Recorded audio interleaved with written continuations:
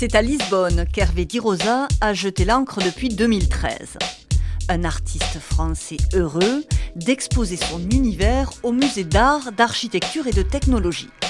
Je vous amène au mat avec moi. On va y voir l'exposition Archipelago Hervé Di Rosa. Hop! Une exposition et un voyage haut en couleur, à l'image de l'artiste.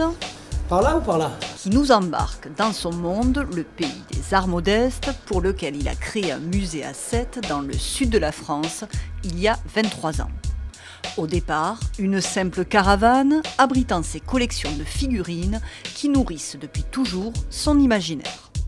Je pense que quand on regarde une peinture de moi, si on a vu avant mes collections d'objets, mes collections de figurines et tout le reste, je pense qu'on peut mieux comprendre que ce n'est pas uniquement de la peinture influencée par la bande dessinée. Curieux et ouvert à diverses formes de création, Hervé Di Rosa invite à explorer le vaste territoire des arts modestes. Babioles ou bibelots traînant souvent sur les étagères de nos aïeux, peinture du dimanche ou artisanat d'art. De multiples îlots artistiques, souvent ignorés ou marginalisés. L'art modeste, c'est une manière de regarder différemment, sans souci d'esthétique, sans souci d'histoire de l'art et tout ça. Moi, je suis un artiste contemporain. Et dans les années 80, où j'ai commencé, il n'y avait pas plus prétentieux que l'art contemporain. Alors c'était un petit peu à cette époque-là que j'ai inventé cette expression, c'était un peu en réaction.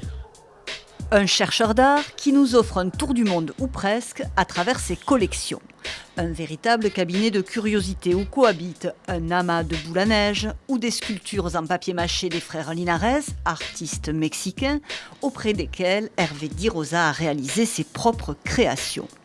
Son musée conserve aussi des affiches de films réalisées par des peintres d'enseigne ghanéens et ses incroyables costumes éphémères créés par des performeurs congolais invités à Sète en 2019.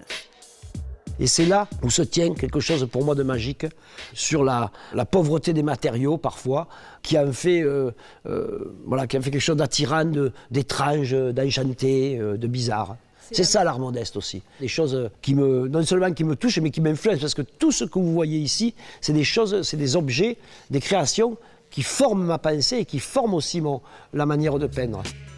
Un infatigable explorateur qui aime se réinventer à travers ses découvertes et escales.